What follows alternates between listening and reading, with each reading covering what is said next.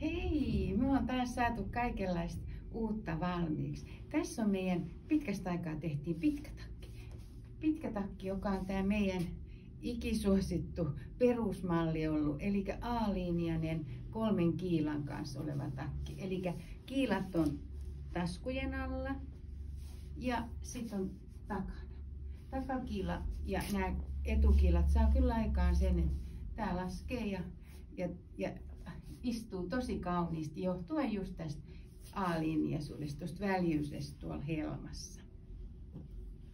Esimerkiksi tämä takki, joka on vakosamettia yhdistettynä sileään samettiin, on meidän L-kokoa. Tässä on 1,30 m rinnan ympärys. Jos sulla olisi vaikka 1,15 m tai ehkä 1,20 m rinnan ympärys, niin tämä saattaisi olla just oikein kokoinen takki. Sitten on tämmöinen takki, eli tämä on tämä meidän frillahelmatakki, vakosamettitakki tämäkin. Tämä on meidän XL-kokoa, tässä on 1,40 m rinnan ympärys. Täytyy näyttää, kattokaa, tässä on tämmöistä meidän uutta vakosamettia, missä on tämmöisiä värihippuja.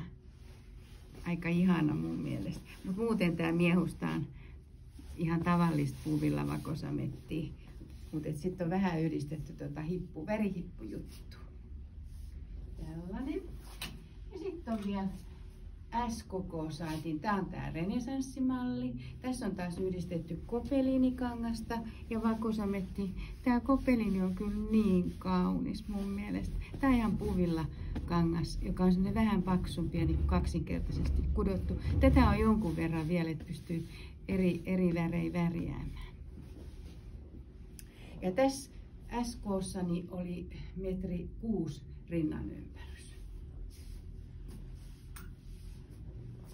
Niin ja hei, sitten seuraavaksi näytetään tämä meidän mekko, uusi mekko. Mä otan takin pois niin tämä on oikeastaan ton renesanssitunikan ystävä, koska tämä on kans poikki tästä vyötäröltä ja on laskoksia. Sitten on reilun kokoiset taskut. Tämä on tämmöinen helppo, huoleton, vähän mun mielestä ehkä semmoinen arkisempi mekko, kun ei ole noita frilloja missään. No sitten me laitettiin kaulus. Tämä meidän fantasiakaulus, mistä asiakkaat on kyllä tykännyt, kun se on taas sit pikkasen erilainen, eikä vaadi sitä huivia välttämättä.